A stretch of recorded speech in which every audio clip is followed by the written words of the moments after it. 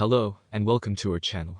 Today we're talking about the White House Easter egg roll and why it has caused controversy among animal rights activists.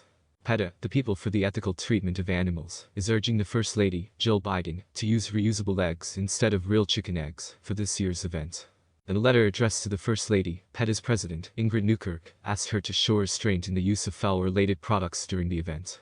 But why is PETA asking for this change? Let's find out.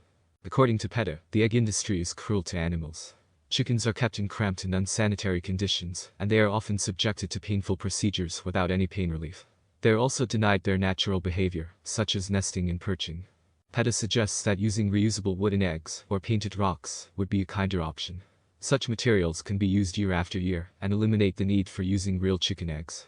Using reusable eggs would not only benefit the chickens, but also make the event more inclusive for children who do not consume eggs for ethical, environmental, or health reasons.